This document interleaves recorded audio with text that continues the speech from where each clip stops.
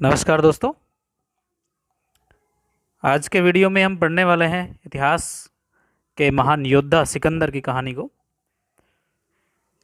कि यूरोप महाद्वीप के ग्रीस में जन्मे सिकंदर किस प्रकार से यूरोप के ही महान योद्धा बनते हैं और इसके साथ ही साथ अफ्रीका महाद्वीप और एशिया महाद्वीप के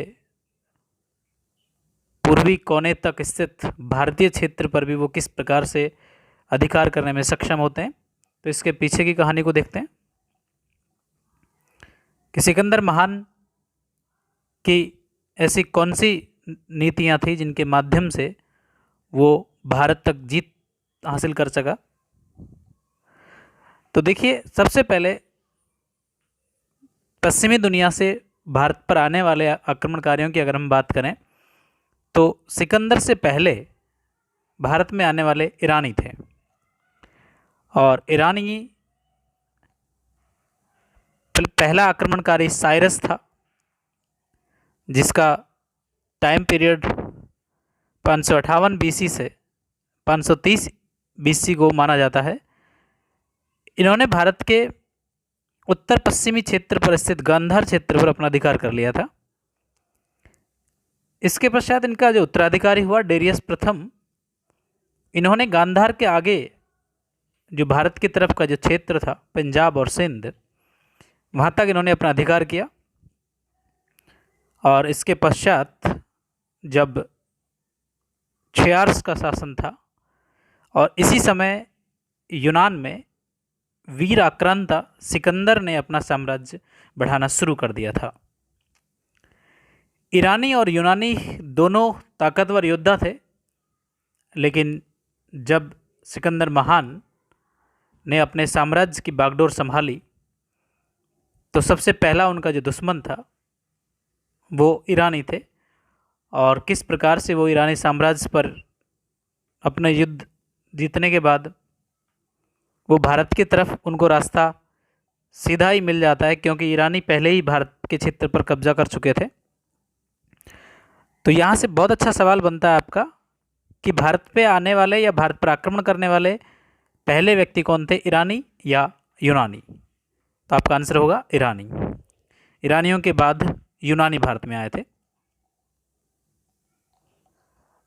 तो देखिए, यूनानी आक्रांता सिकंदर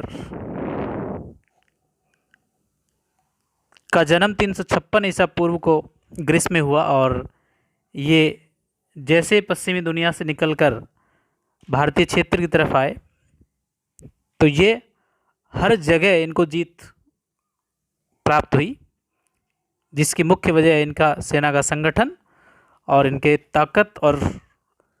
ताकतवर और फुर्तीले घोड़ों को माना जाता है। तो देखिए आगे।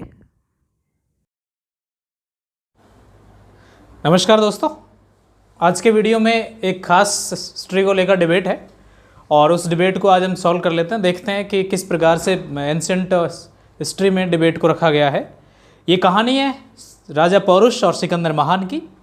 सिकंदर महान किस प्रकार से इतिहास का महान योद्धा था, लेकिन उससे जैसे राजा पौरुष से उसके दोनों के बीच युद्ध होता है तो दोनों के बीच महानता का क्वेश्चन मार्क लग जाता है कि आखिरकार इतिहास में महान क्यों है।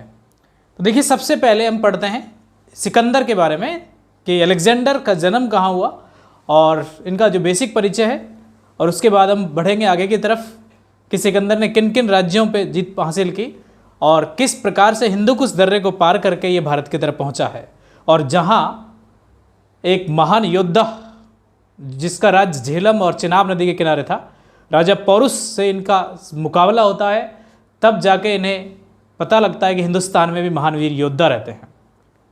तो देखिए, सबसे पहले सिकंदर के बारे में।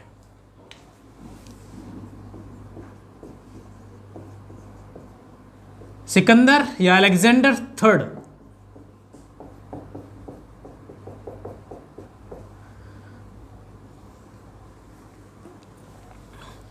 यदि हम महाद्वीप के हिसाब से चलें अकॉर्डिंग, एक हल्का सा मैं मैप बनाता हूं आपके लिए।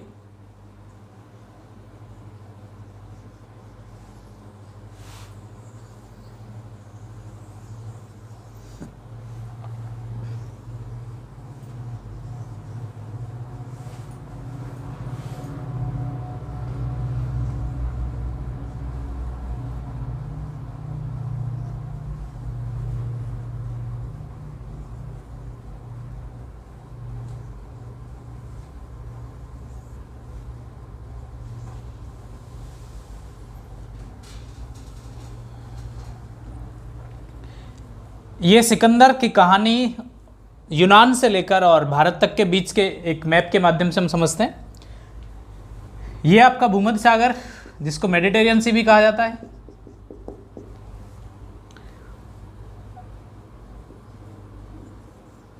यहाँ काला सागर, ब्लैक सी, और ये है रेड सागर, लाल सागर। और ये आपका अरब सागर।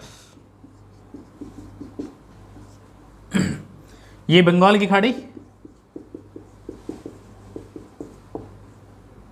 और ये हिंद ओशियन, हिंद महासागर। तो देखिए, ज्योग्राफिकल स्थिति से हम देखें तो सिकंदर का जन्म भूमध्य सागर के उत्तर की तरफ एक स्टेट जिसका नाम है ग्रीस, और ये आपका इटली। इस ग्रीस को थोड़ा सा जूम करते हैं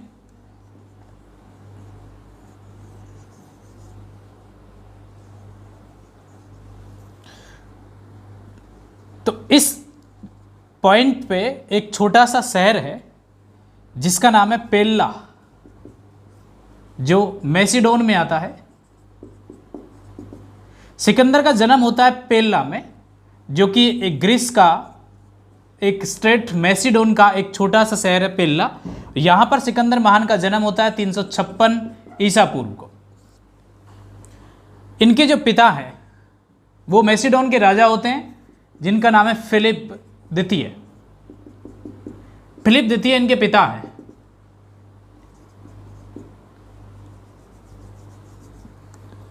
जब सिकंदर का जन्म होता है, फिलिप द्वितीय सिंहासन पे सत्तारूढ़ होते हैं। और थोड़ा सा और समझते हैं इनके बारे में कि इनकी जो माता है ओलंपियस, इनकी पत्नी रॉक्सोना। जब फिलिप द्वितीय मैसिडोन के राजा थे तो इनके पिता का एक सपना था कि मैं अपने साम्राज्य को एशिया माइनर तक फैलाना चाहता हूं, यानी आज का जो तुर्की है, तुर्की तक ये अपना साम्राज्य फैलाना चाहते थे। और काला सागर के जस्ट नीचे की तरफ हम देखें तो ये जो एरिया था ये तुर्की का था, और जिसको पुराने ऐतिहासिक समय में एशिया माइनर कहा जाता था। इनके पिता का सपना था कि मेरा साम्राज्य यहाँ से और यहाँ तक रहे, लेकिन इतिहास की कुछ अनहोनी घटना हुई और इनके पिता की मृत्यु हो जाती है। जब इनके पिता की मृत्यु होती है तब सिकंदर मात्र 20 वर्ष का था, और 20 वर्ष में सिकंदर बन जाता है राजा। तो सिकंदर राजा कहाँ का बनता है? मैसिडोन का। तो हाँ, यहाँ से आपका बहुत अच्छा सवाल बनता है कि सिकंदर कहाँ का निवासी था या कहाँ का शासक था? मैसिडोन का था या मकदूनिया का था?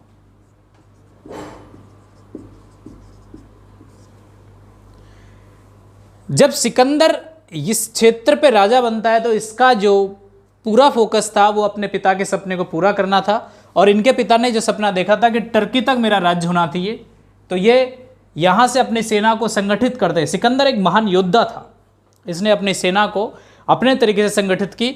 और जैसा कि इनका जो गुरु है अरस्तु, जिसको राजनीति विज्ञान और जीव विज्ञान आदि का पिता भी कहा जाता है, अरस्तु के कहे मुताबिक इन्होंने अपनी राजनीति को आगे बढ़ाया और अपने गुरु से शिक्षा लेकर ये एक वीर सेनापति के रूप में यहाँ अपने शहर ग्रीस से आगे की तरफ बढ़ता है। और जैसे जैसे ये आगे बढ़ता है तो हमेशा इसको जीत मिलती जाती है।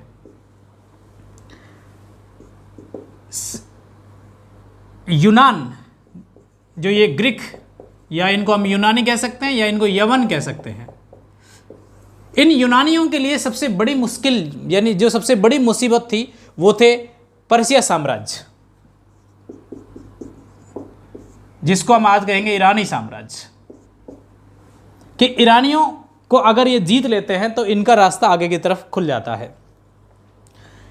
सिकंदर ने सबसे पहले आक्रमण अपने राज्य के पड़ोसी मुल्कों में किया तो इसको वहाँ विजय प्राप्त होती है। और ये विजय प्राप्त करते करते जब आगे की तरफ बढ़ते हैं तो ये एक राज्य है जिसका नाम है सीरिया। सीरिया पर भी ये अधिकार कर लेते हैं। सीरिया के बाद ये जॉर्डन पर अधिकार करते हैं और जॉर्डन के बाद ये मिस्र तक अपना अधिकार क्षेत्र को बढ़ा लेते हैं। यानी हम यूँ कह सकते हैं कि यूरोप महाद्वीप में पैदा होने वाला इंसान अब अफ्रीका महाद्वीप में भी दस्तक दे चुका है और अब अफ्रीका को भी अपने कब्जे में ले चुका है। मिस्र को जीतने के बाद इसने इतिहास के बारे में कुछ जाना और इतिहास के जो पिता हैं हेरोडोटस ने अपनी कृति में लिखा कि इंडिया एक बहुत बड़ा धन संपदा वाला देश है और इंडिया के बारे में जो इनसे पहले आए यूनानी के बारे में हम देखेंगे कि यूनान के लोग कहाँ तक इंडिया के पास पहुँच चुके थे। और यूनानियों के विजय के उपरांत सिकंदर ने एक प्लानिंग की और आखिरकार वो ईरानियों के रास्ते भारत तक पहुँच पाया। हेरोडोटस ने इंडिया के बारे में लिखा तो इसी समय इतिहास को जब सिकंदर ने पढ़ा सुना तो इनका मन हुआ कि अब हम मगध की तरफ चलते हैं, भारत की तरफ चलते हैं। जो धन संपदा भारत की इतनी सारी एकत्रित थी, अब ये चाहता था कि धन संपदा को मैं लूट ले आऊँ या फिर वहाँ पर मेरा आक्रमण हो, मेरा भी वहाँ विजय ध्वज पहनना चाहिए। तो इस प्रकार से ये मिस्र से वापस लौट जाता है और जब ये सीरिया को क्रॉस करते हुए आगे बढ़ता है तो यहाँ इतिहास की एक पुरानी सभ्यता जिसका नाम मेसोपोटामिया सभ्यता है,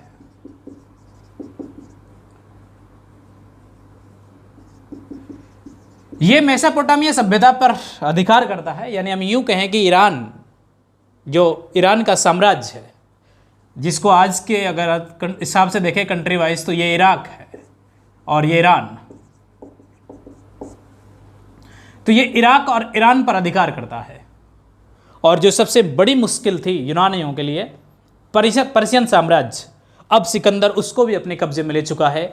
और जैसे पर्शियन साम्राज्य पर इसका अधिकार होता है तब ये आगे की तरफ बढ़ना शुरू करता है। सिकंदर के पास फुर्तीले जवान, फुर्तीले घोड़े इसकी सबसे प्रमुख विशेषता थी और यही एक मुख्य वजह थी कि ये अब लगातार भारत की तरफ बढ़ रहा था। लेकिन एक छोटी सी मुसीबत सामने आती है। जब ईरान को क्रॉस करके आगे बढ़ता है तो ये अगला जो राज्य स्टार्ट होता है, अगला जो कंट्री स्टार्ट होता है, उसका नाम है अफगानिस्तान। अफगानिस्तान में एक माउंटेन जो हिमालय का ही हिस्सा है, जो इस प्रकार से विस्तारित है, अगर देखा जाए तो ये इसका कुछ हिस्सा इंडिया में भी है,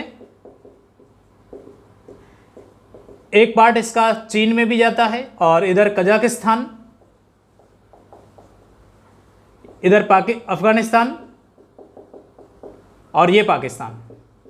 तो हम यूँ कह सकते हैं कि जो हिंदू कुश माउंटेन है, ये हिंदू कुश जो पर्वत है, इसका विस्तार अफगानिस्तान में तो है ही है, अफगानिस्तान के साथ कजाकिस्तान, चाइना, इंडिया और पाकिस्तान। तो इस प्रकार से 5 देशों में इसका विस्तार है और ये हिमालय का ही एक हिस्सा है। जब सिकंदर की सेना ईरान को क्रॉस करके अफगानिस्तान में पहुंचती है तो ये अफगानिस्तान का एक शहर जिसका नाम है बल्ख या बैक्ट्रिया पे यह अधिकार कर लेता है। और अब इसको कुछ ये लगता है कि पहाड़ी दर्रों के माध्यम से भारत की तरफ पहुंचना है।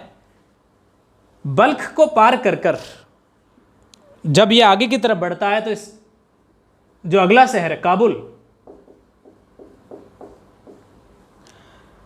काबुल पर भी इसका अधिकार हो जाता है। और इस प्रकार से अब इसकी विजय लगातार भारत के पड़ोसी मुल्क तक पहुंच चुकी है।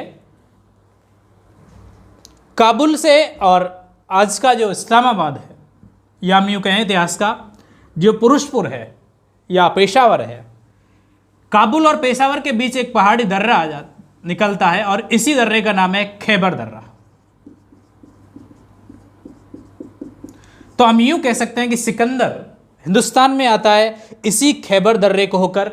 और जब ये खैबर दर्रे से होकर आता है तो सबसे पहले जो एरिया है, ये वाला एरिया जिसका इतिहास में नाम है गांधार, इस गांधार वाले रीजन तक ईरानी पहले ही पहुंच चुके थे, जो कि यूनानियों के सबसे बड़े दुश्मन माने जाते थे। तो यहाँ तक पहुँचना सिकंदर के लिए ज़्यादा कठिन बात नहीं थी, क्योंकि जब सिकंदर ने ईरान पर अधिकार कर लिया था तो ईरान के जितने भी प्रदेश थे, यानी ईरान का एक प्रदेश जो गांधार के नाम से था, ये गांधार भी ईरान का एक प्रदेश हुआ करता था, 20वीं छत्र भी या 20वां राज्य हुआ करता था। तो यहाँ तक सिकंदर का राज्य अपने आप खुल गया था। तो चलो आगे देखते हैं हम कि सिकंदर का किस प्रकार से हिंदुकुश माउंटेन को क्रॉस करने के बाद जाता है, तो किस प्रकार से भारत की बड़ी नदियों से इसका सामना होता है, और इसकी सेना नदियों को पार करते करते एक थकान स्वरूप में आ जाती है। तो चलिए देखते हैं कि सिकंदर किस प्रकार से हिंदुकुश पर्वत को पार करके आगे पहुंचता है। 356 ईसा पूर्व में जन्मे सिकंदर ने सबसे पहले तुर्की साम्राज्य को अपने अधीन किया, और इसके बाद इनके पिता का सपना जो एशिया माइनर तक था उसको पूरा किया।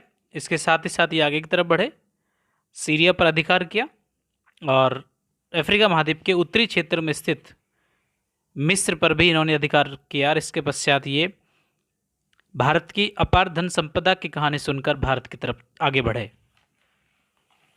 इनका सामना विशाल ताकतवर साम्राज्य ईरानी साम्राज्य से होना था, और यहाँ भी ईरानी शासकों से जब इनकी पहली लड़ाई होती है तो ये युद्ध में जीत जाते हैं। ईरान पर अधिकार करने से इनका भारत की तरफ का रास्ता खुल जाता है, क्योंकि ईरानी वो शासक थे जो भारत के उत्तर पश्चिमी सीमा पर पहले से ही अधिकार करके बैठे हुए थे। और जब इराक ईरान को क्रॉस करते हुए ये हिंदुकुश पर्वत को आते हैं, हिंदुकुश पर्वत पर आते हैं, तो हिंदुकुश पर्वत पर कठिन मार्गों के माध्यम से ये आगे की तरफ बढ़ते हैं। जैसे आप देख रहे हैं ये हिंदुकुश पर्वत है, और ये विशाल पर्वत श्रृंखला, इसमें काफ़ी दुर्गम रास्ते हैं। हिंदुकुश पर्वत का विस्तार अफ़गानिस्तान से शुरू होकर पाकिस्तान, कजाकिस्तान, चाइना और भारत 5 राज्यों में विस्तारित है। काबुल से पेशावर तक, या यो हम यूँ कहें कि अफ़गानिस्तान से पाकिस्तान तक हिंदुकुश दर्रे से क्रॉस होकर एक दर्रा निकलता है जो है खैबर दर्रा, और इसी खैबर दर्रे से सिकंदर महान अफ़गानिस्तान के रास्ते पाकिस्तान तक पहुंचा। और जैसे ही इस दर्रे को पार किया तो उसका सामना भारत की विशाल जलराशि वाली नदियों से होता है। तो देखिए वीडियो में, देखिए इतिहास में अफ़गानिस्तान में जब सिकंदर प्रवेश कर लेता है तो अफ़गानिस्तान का जो माउंटेन है,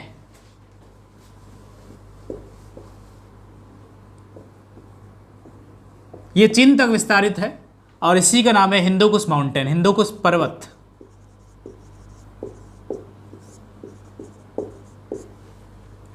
अफगानिस्तान के पार जो पाकिस्तान है, ये पाकिस्तान में भी इसका विस्तार है, और जो कजाकिस्तान है, कजाकिस्तान में भी इसका विस्तार पाया जाता है, और थोड़े से भारत के हिस्से में भी हिंदुकुश पर्वत की कुछ श्रृंखलाएं पाई जाती हैं। तो इस प्रकार से हिंदुकुश पर्वत 5 देशों में विस्तारित है: अफगानिस्तान, पाकिस्तान, कजाकिस्तान, चाइना और इंडिया। जब सिकंदर बल्ख को पार करता है, बल्ख या बैक्ट्रिया को पार करता है, तो हिंदुकुश माउंटेन के ऊपरी छोर पर जो एक शहर है जिसका नाम है काबुल, जो काबुल रिवर के किनारे स्थित है, काबुल पर सिकंदर का अधिकार हो जाता है। और यहीं से माउंटेन का एक जो दर्रा है, इसी दर्रे से होकर ये इसको क्रॉस करके हिंदुकुश माउंटेन को और भारत के पश्चिमी सीमा में एंट्री करते हैं। ठीक इसी समय अगर हम भारत को देखें तो भारत के उत्तर पूर्वी राज्य, उत्तर पूर्वी क्षेत्र पर मगध नाम का एक विशाल राज्य था, और इसी मगध पर घनानंद का शासन था, यानी नंद वंश का शासन था, जिसके बारे में इतिहास में ये कहा जाता है कि इनके पास बहुत बड़ी सेना थी। हाथी, घोड़े, पैदल, काफ़ी बहुत अधिक मात्रा में सेना थी। और इसने उत्तर पूर्वी जो राज्य है उसको एक यूनिटी में बांध रखा था। लेकिन इसी समय अपोजिट जो कंडीशन थी वो थी हमारे उत्तर पश्चिमी भारत की,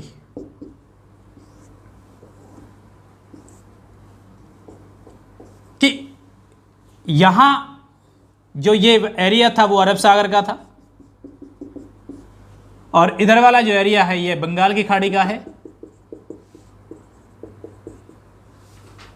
और ये वाला जो एरिया था वो हिमालय पर्वत का है। तो भारत उत्तर पूर्वी क्षेत्र जो हिमालय है इधर से तो बिल्कुल क्लियर था कि इधर से कोई भी दुश्मन हमारे भारत में प्रवेश नहीं कर सकता, क्योंकि हिमालय एक दीवार बनकर खड़ा है। और हिमालय के कोने पर जो मगध साम्राज्य है, हिमालय की तलहटी में, ये मगध साम्राज्य पर जो राज करने वाले नंदवंश के शासक है ये भी बड़े ताकतवर थे। तो यहाँ से किसी के आने की हिम्मत नहीं हो सकी, और इधर बंगाल की खाड़ी थी और यहाँ अरब सागर था। ये हिंदुस्तान की जो स्थिति थी उस समय बहुत ही अच्छी स्थिति थी। लेकिन जो उत्तर पश्चिमी जो एरिया है भारत का, ये एक खाली क्षेत्र था और यहाँ पर छोटे छोटे राजा छोटे छोटे क्षेत्रों में राज्य कर रहे थे।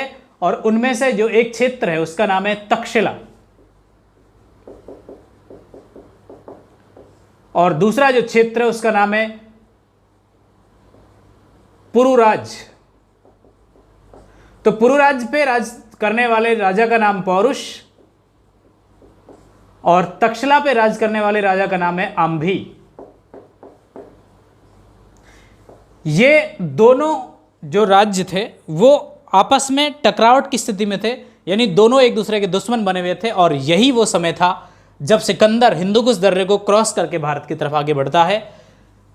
तो जब ये खैबर दर्रे को क्रॉस करता है, यानी खैबर दर्रे में होकर भारत आता है, यानी यूं कहा जाता है कि 326 ईसा पूर्व को इन्होंने खैबर दर्रे में प्रवेश कर लिया था और भारत में एंट्री कर ली थी।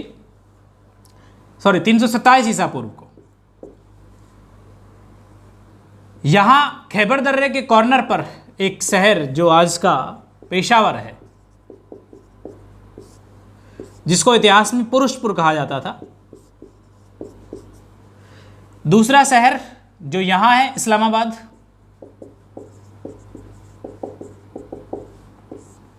अब देखिए सिकंदर अभी माउंटेन को क्रॉस करके आया है और अब इसका सामना होता है भारत की उन नदियों से जो विशाल जलराशि को लेकर प्रभावित होती थी। और उन्हीं में कुछ खास नदियां हैं, जिनमें एक नदी का नाम है सिंधु, झेलम, चेनाब, रावी और व्यास। ये इतिहासकार, यूनानी इतिहासकार बताते हैं, जब सिकंदर का इतिहास लिखा जा रहा था तो सिकंदर के इतिहास में सारी जो घटनाएं हैं वो तिथिवार संकलित हैं। उनमें इन नदियों का जिक्र करता है कि सिकंदर किस प्रकार से एक विशाल जलराशि वाली सिंधु नदी को पार करता है, और सिंधु नदी को पार करने के बाद जब वो झेलम और चिनाब को पार करता है तो झेलम और चिनाब के बॉर्डर पर, यानी झेलम और चिनाब के बीच जो राज्य था यही था पुरु राज्य। पुरु राज्य के जो राजा है इसका नाम है पौरुष।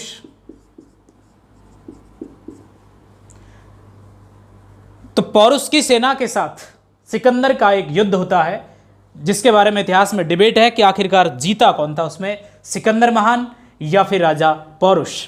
तो इसको डिबेट को हम पूरा करते हैं अभी। इसके बाद सिकंदर का जो इतिहास लिखा जा रहा था वो झेलम नदी को हाइडोस्पीस के नाम से लिखते थे। तो इतिहास में इस युद्ध का नाम होगा हाइडोस्पीस युद्ध। जब झेलम और चिनाब आखिरकार युद्ध में हुआ क्या था कि किस प्रकार से सिकंदर का जो दुश्मन था राजा पौरुष वो उसका मित्र बन जाता है, और अब झेलम और चिनाब के बीच एरिया में होकर सिकंदर का काफिला आगे की तरफ बढ़ता है। लेकिन अभी यहाँ सिकंदर की सेना बहुत थक चुकी थी और व्यास नदी तक पहुँचते पहुँचते उनको मगध साम्राज्य के बारे में भी आभास हो चुका था, और अब उन्होंने मगध पर जाने के लिए मना कर दिया था। और इसी सैनिकों के मना करने से, यानी अपने ही लोगों के मना करने से जब सिकंदर आगे की तरफ नहीं बढ़ा तो वो यहीं से, इसी व्यास नदी से क्रॉस करने से पहले ही वो भारत को छोड़कर वापस अपने क्षेत्र की तरफ रवाना हो जाता है। तो देखिए, अभी हम देखते हैं कि किस प्रकार से सिकंदर की सेना ने बड़ी विशाल जलराशि वाली भारत की मुख्य नदियों को पार किया था, और उन नदियों के बारे में थोड़ा सा ज्योग्राफिकली लोकेशन हम देखते हैं।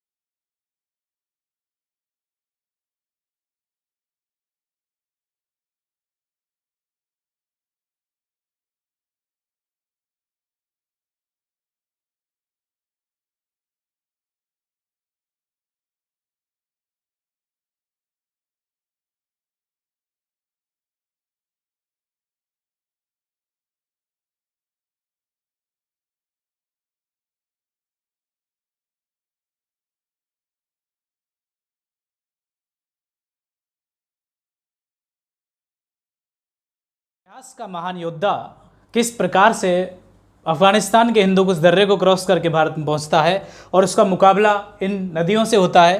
तो देखिए, पेशावर को जब क्रॉस करता है सिकंदर, तो सिंधु नदी की विशाल जलराशि उसको देखने को मिलती है, और जब उसने भारत में प्रवेश किया था वो मानसून का पूर्व समय था। अभी मानसून भारत में आया नहीं है, तो सिंधु नदी पर उतना उफान नहीं था जितना होना चाहिए था, और इसी स्थिति का फायदा उठाकर सिकंदर की सेना ने इस सिंधु नदी को पार कर लिया था। सिंधु नदी के बारे में अगर थोड़ा सा ज्योग्राफिकली अगर लोकेशन देखें तो सिंधु नदी निकलती है मानसरोवर झील से, और ये मानसरोवर झील है चीन तिब्बत में। यहां से निकलकर ये भारत के जम्मू और कश्मीर राज्य में बहती है, और उसके बाद सीधा ये पाकिस्तान में प्रवेश कर जाती है, और पाकिस्तान में बहते हुए ये कराची के निकट अरब सागर में विलीन हो जाती है। तो ज्योग्राफी के हिसाब से आपके एक सवाल बहुत अच्छा बनता है कि सिंधु नदी का उद्गम चीन से होता है और इसका मुहाना पाकिस्तान में है, और ये भारत सहित 3 देशों में प्रवाहित होती है। ये सिंधु हिमालय पर्वत की सबसे पश्चिमी नदी है।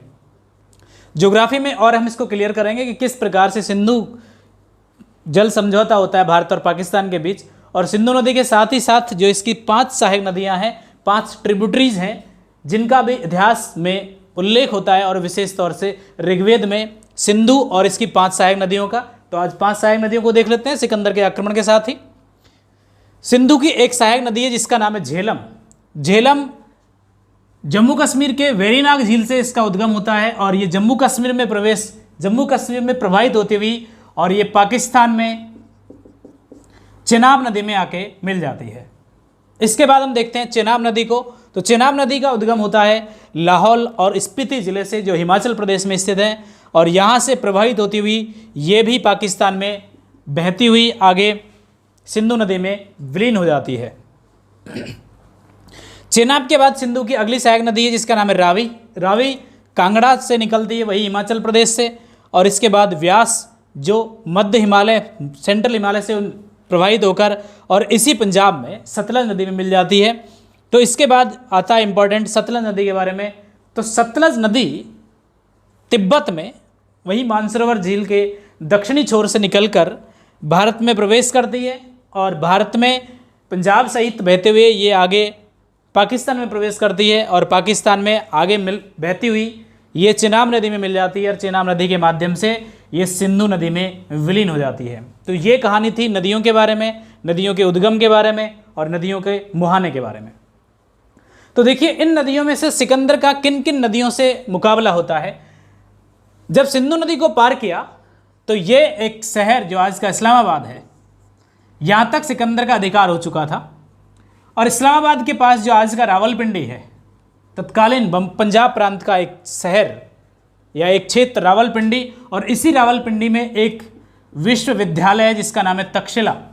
तो ये वाला जो इलाका है वो तक्षशिला का है, यानी तक्षशिला राज्य है। और इसी तक्षशिला राज्य के जो शासक हैं उसी का नाम है आम्भी।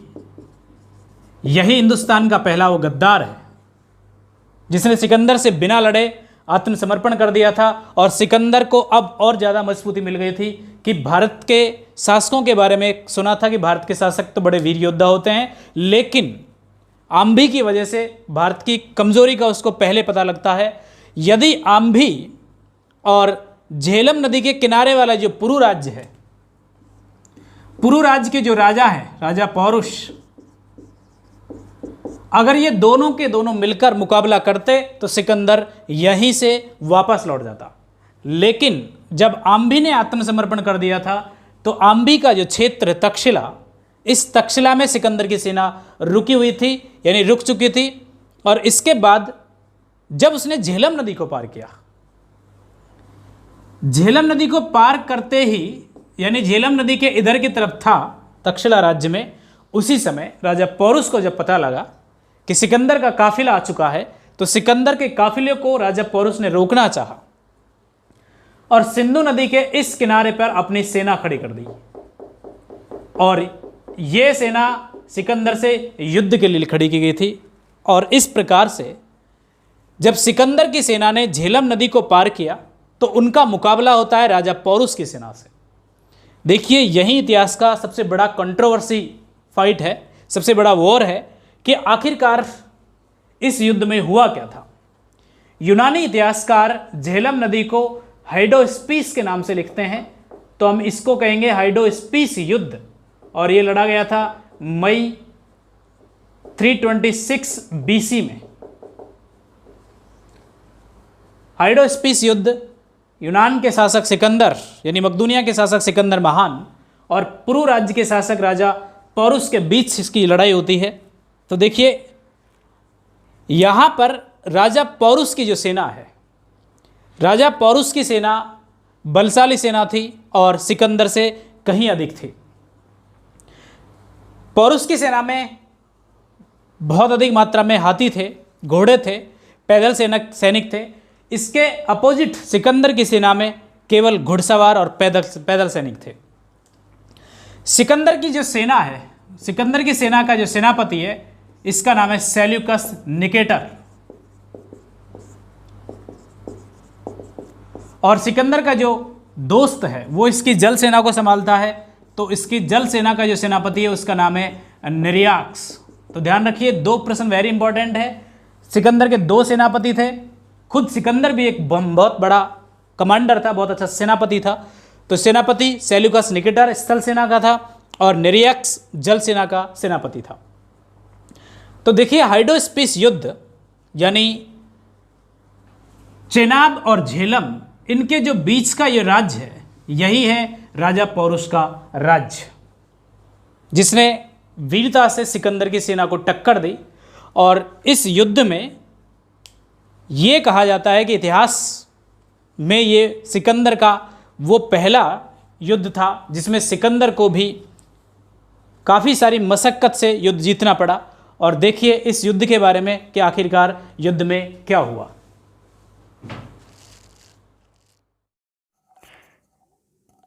तो राजा पौरुष और सिकंदर के बीच की लड़ाई झेलम नदी के किनारे हुई और ये एक महान युद्ध था जिसमें यूनानियों को सबसे पहली बार एक ताकतवर योद्धा का सामना करना पड़ा। और आखिरकार सिकंदर की सेना भी इस युद्ध के इस कठोर मंजर को देखकर घबरा उठी थी। तो देखिए, ये युद्ध था सिकंदर का भारत की धरती पर प्रवेश करने के समय ही। जब सिकंदर ने तक्षशिला में प्रवेश किया तो तक्षशिला के जो राजा थे आम्भी, उन्होंने बिना युद्ध किए सिकंदर के काफिले से डर गया और सिकंदर के सामने आत्मसमर्पण कर दिया और सिकंदर की सहायता की। तो सिकंदर को लगा कि भारत की धरती पर योद्धा कम हैं, अर्थात योद्धाओं की कमी है। अब इसका भारत को जीतने का सपना भी लगभग पूरा होने के कगार पे था, लेकिन इसको पता नहीं था कि हिंदुस्तान की धरती पर यदि एक गद्दार पैदा होता है तो दूसरा महान योद्धा भी पैदा होता है। और जैसे ये तक्षशिला को क्रॉस करके झेलम नदी के किनारे पर पहुँचे तो झेलम और चिनाब का जो बीच का क्षेत्र था वो राजा पौरुष का क्षेत्र था। और राजा पौरुष जो पुरु राज्य के स्वामी थे, जब राजा पौरुष को इस बात का पता लगा कि सिकंदर महान की सेना भारत के क्षेत्र पर प्रवेश कर रही है, तो उन्होंने अपनी वीरता का परिचय दिया और सिकंदर के काफिले को झेलम की नदी के किनारे रोक लिया था।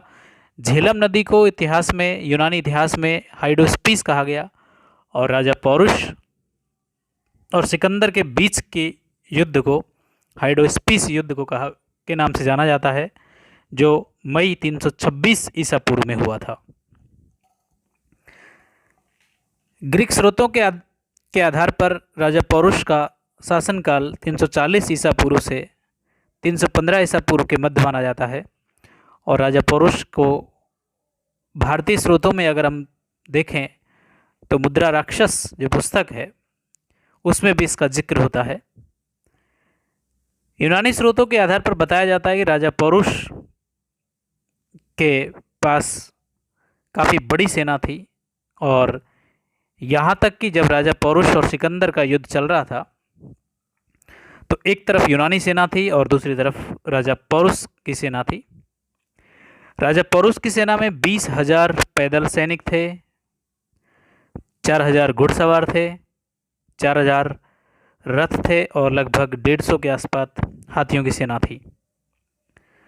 दूसरी तरफ हम देखें यूनानी आक्रांता सिकंदर की, तो सिकंदर एक कुशल सेनापति भी था राजा होने के साथ साथ।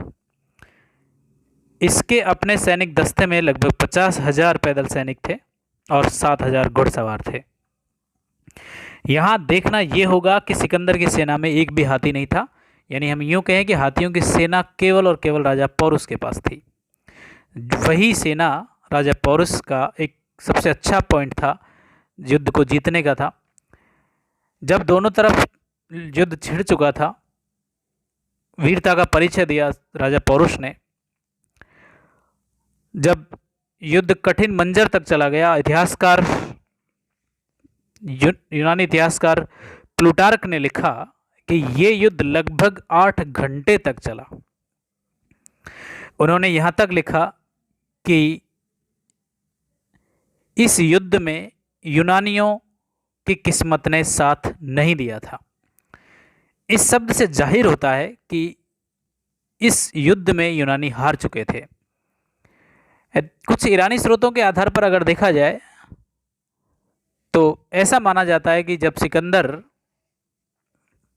का ये युद्ध चल रहा था, दूसरी तरफ राजा पौरुष के जो हाथियों की सेना के माध्यम से युद्ध आगे की तरफ बढ़ रहा था और लगभग सिकंदर युद्ध को हारने वाला था, तभी सिकंदर अपनी एक टुकड़ी को लेकर युद्ध के बीच में कूद गया था।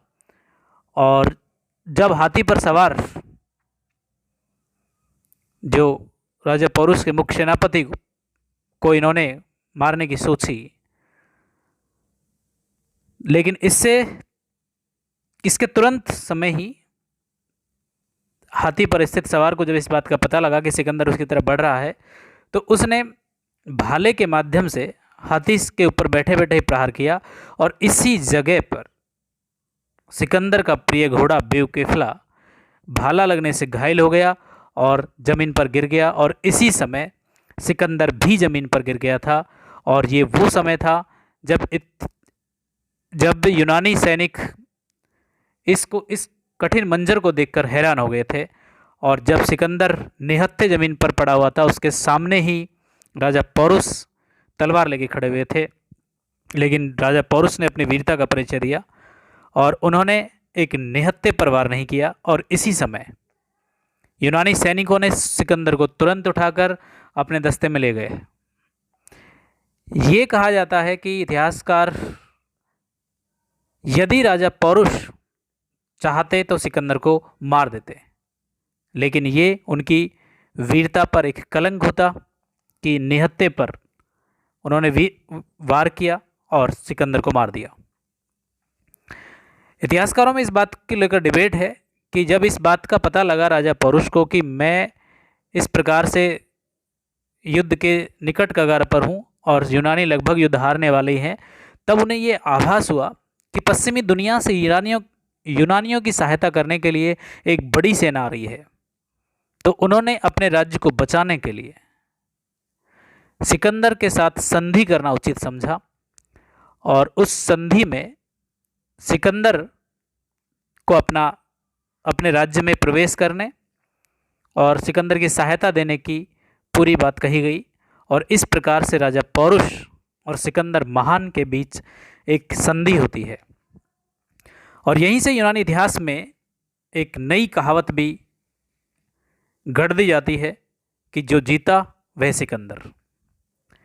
ये इतिहास का वो मंजर था यूनानी सैनिकों का कि उन्होंने इस प्रकार की कड़े युद्ध का सामना पहली बार भारतीयों के साथ किया था।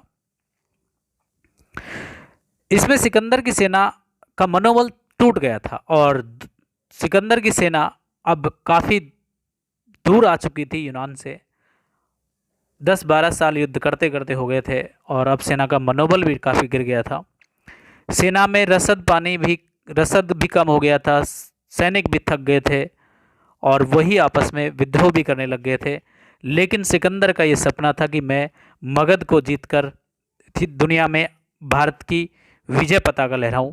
लेकिन जब सैनिकों ने वहाँ से आगे बढ़ने को इनकार कर दिया था, तो सिकंदर ने सोचा कि यहाँ से लौटना बेहतर होगा। और इस प्रकार से सिकंदर भारत को जीतते जीतते, यानी हम यूँ कहें कि भारत के उत्तर पश्चिमी क्षेत्र पर प्रवेश कर और वहीं से झेलम और चेनाब नदी को क्रॉस करके व्यास नदी तक तो पहुंचा, लेकिन व्यास नदी को क्रॉस नहीं कर पाया और व्यास नदी के सहारे सहारे वो यूनान की तरफ लौट गया। इस प्रकार से सिकंदर महान का राजा पौरुष की सेना से मुकाबला होता है और राजा पौरुष की सेना जब उसको एक कड़ी शिकस्त देती है और इसके बाद सिकंदर के जो सैनिक थे उनका मनोबल पूरी तरह टूट चुका था और अब सिकंदर की सेना आगे जाने को तैयार नहीं थी, क्योंकि अब उनका मुकाबला होने वाला था मगध की सेना से। और मगध पर जो राज करने वाले जो शासक है वो नंदवंश के आखिरी शासक घनानंद हैं। सिकंदर के सैनिक राजा पुरु के राज्य से ही और व्यास नदी के मुहाने से ही, यानी बिना व्यास नदी को क्रॉस किए हुए ही ये यहीं से वापस लौट जाते हैं और कराची होते हुए ये वापस जब बेबीलोन तक पहुंचते हैं तो दुनिया को जीतने वाला सिकंदर बेबीलोन तक पहुंचते पहुंचते इतना बीमार हो जाता है कि यहीं पर उनकी डेथ हो जाती है। तो दुनिया को जीतने वाला सिकंदर महज 32-33 साल में दुनिया को छोड़कर विदा हो जाता है। जब सिकंदर की डेथ होती है तो उसके बारे में भी कई कहानियाँ हमें सुनने को मिलती हैं कि किस प्रकार से दुनिया का महान विजेता जब उसका ट्रीटमेंट चल रहा था तो उसके बारे में भी इतिहासकारों में काफ़ी डिबेट है कि किस प्रकार से उन्होंने जिंदा रहने के लिए क्या क्या शर्त रखी थी। तो चलो आइए देखते हैं उनकी शर्तों को।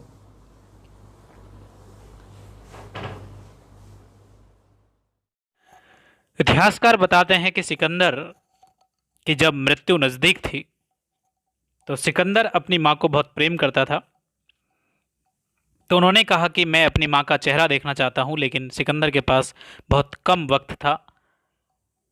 तो उन्होंने अपने इलाज करने वाले जो हाकिम थे उनसे कहा कि मुझे उतना जीवन दान चाहिए कि मैं अपनी माँ का चेहरा एक बार देख सकूं। लेकिन यूनानी जो हकीम थे, वैद्य थे, उन्होंने कहा कि महाराज मुश्किल है कि आपके पास उतना वक्त नहीं है। तो इसमें सिकंदर का कहना था कि जितना मेरा साम्राज्य है, यदि आप मुझे अपनी माँ के आने तक जिंदा रखते हैं तो मैं अपने साम्राज्य का आधा हिस्सा तुम्हें दे दूंगा। लेकिन तब भी जो यूनानी चिकित्सक थे उन्होंने जीवन दान देने से मना कर दिया था। और इस प्रकार से दुनिया को जीतने वाला सिकंदर इस बात को लेकर परेशान था कि मैंने आखिरकार इतना बड़ा साम्राज्य स्थापित किया, लेकिन मैं अपने जीवन के कुछ समय को भी नहीं रोक पाया, यानी अपने जीवन के लिए कुछ नहीं कर पा रहा हूँ। तब उन्होंने अपने सैनिकों के सामने शर्त रखी, सेनापतियों के सामने शर्त रखी कि जब मेरी मृत्यु हो तो मुझे कब्र तक जो व्यक्ति ले जाएगा वो वही व्यक्ति होना चाहिए जो कि मेरा इलाज करने वाला है। दूसरी शर्त उन्होंने रखी कि जब मेरी शव यात्रा शहर के बीच में होकर निकाली जाए तो मेरे दोनों हाथ ताबूत से लटका दिए जाएं, ताकि सारी दुनिया को ये पता लग सके कि दुनिया को जीतने वाला सिकंदर जब मृत्यु हुई उसकी तो वह खाली हाथ ही लौट गया था।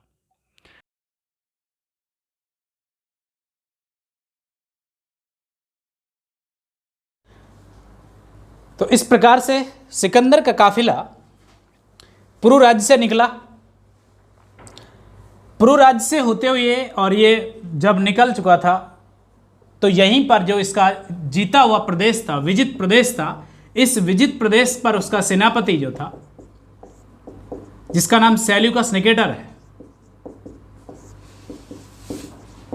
सेल्यूकस निकेटर ने को सिकंदर पहले ही सत्ता सौंप चुका था और सेल्यूकस निकेटर का अब ये एरिया हो चुका था। लेटर ऑन इतिहास में हमको देखने को मिला कि सिकंदर के इस आक्रमण की वजह से भारत के आंतरिक प्रदेशों में अशांति फैल चुकी थी, जिसका पूरा शासक जो पूरा फायदा उठाया वो तक्षशिला के महानाचार्य चाणक्य, जिसका इतिहास में नाम कौटिल्य, यह विष्णुगुप्त में मिलता है।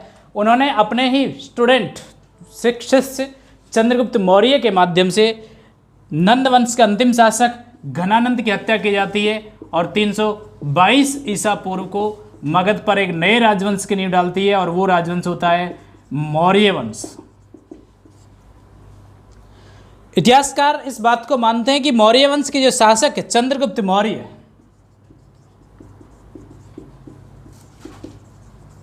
कि चंद्रगुप्त मौर्य की मुलाकात सिकंदर से इस वाले क्षेत्र में हुई थी और सिकंदर महान से चंद्रगुप्त मौर्य ने इतिहास के कुछ गुण सीखे थे कि किस प्रकार से विजित क्षेत्रों पर कब्जा किया जाए और लंबे समय तक उनको अपने अधीन रखा जाए। तो ये थी कहानी सिकंदर महान की, जो दुनिया को इतने कम समय में जीतकर आखिरकार 33 वर्ष की उम्र में विदा हो गया था। तो इस प्रकार से ये हमने आज का वीडियो पढ़ा सिकंदर महान के बारे में और इसके बाद हम पढ़ेंगे मौर्य वंश के बारे में। तो दोस्तों आज के लिए धन्यवाद, इतना ही।